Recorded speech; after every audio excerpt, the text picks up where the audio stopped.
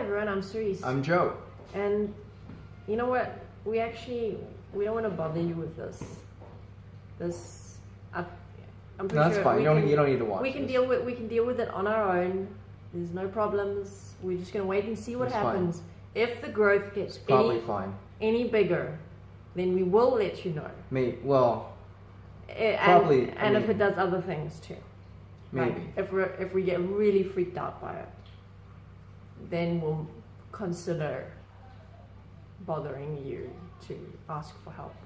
So, the point that we're talking about today is how sometimes all of us do this thing where we're not sure about something, or there's something wrong, or we have a problem, but we don't want to ask anyone for help. We don't want to make a phone call. We don't want to bother anyone because, well, that's what we're about to share, our different experiences. Now, for me, my reason why I don't, in the moment, want to bother someone with my problem is a lot of the time it's because what if it's actually nothing? What if I'm just being silly, and if I phone the doctor to ask what's this weird growth on my arm and it turns out it's nothing, then I'm going to feel stupid, and I don't want to feel stupid.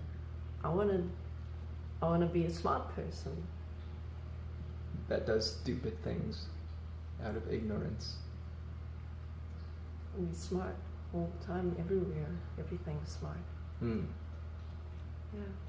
So that's my experience within the point.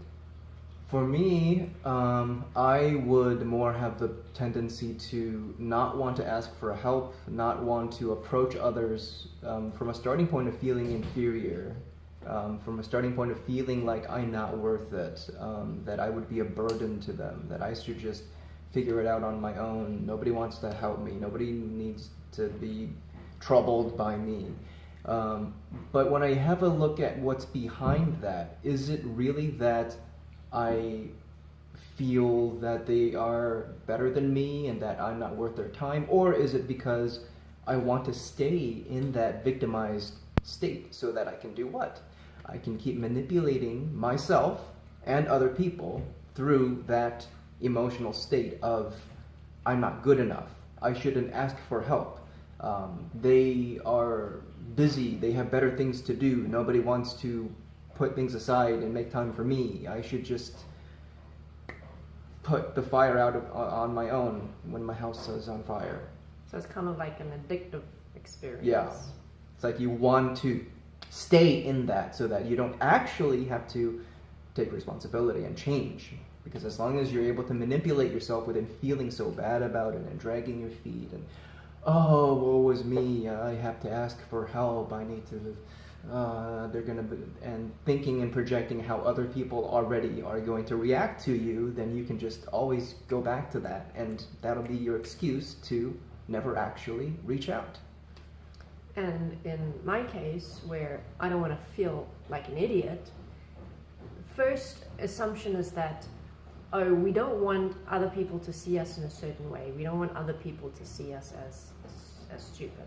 But if you look deeper than that, it's actually you don't want your view of yourself or this judgment, this particular judgment of yourself, to be confirmed by someone else. It's not about what they're seeing. It's about, are they seeing the same thing that you're seeing? Are they seeing that you actually are stupid, or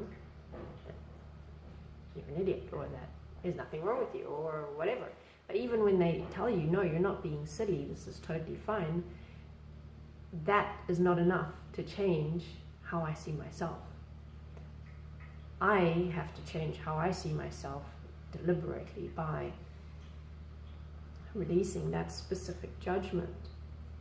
So that's the section that we're going to move on to now. Is, okay, so you've identified you do this thing where you don't want to bother people, and you've identified why you do this thing.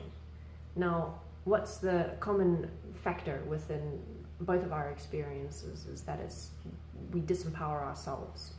We remove our power and ability to support ourselves because of the perceptions that we have about ourselves. So in both of our examples, that's the key, is dealing with our self-perception, our self-beliefs, our self-definitions, our self-judgments. Being able to forgive those points, let them go, and recreate myself moving forward. And that's important because let's say you do ask for help and reach out, and someone does say, hey, oh my God, that's such a stupid question. You're such a stupid person for asking that. Will that change you? Will that move you? That's still up to you, because it doesn't matter what other people project onto you. It's still you that's the one accepting it. So the solution comes back to self, just like Cerise said. It comes back to you looking at where you're still defining yourself as incompetent, as stupid, as not good enough, waste of time, worthless, a burden to others. All of those things are inside you. You're the one seeing it. So it's not so much about what others will say or won't say, because they could, like I said, they could come back at you and say, oh my God, you're worthless, don't waste my time. But that's a point that they have to face for themselves, because you're just a mirror for them. So as long as you have that starting point clear, then you're able to move out of it. And even if someone else were to come back at you and be nasty to you or confirm those thoughts about you, you're the one that can decide, is that who I am?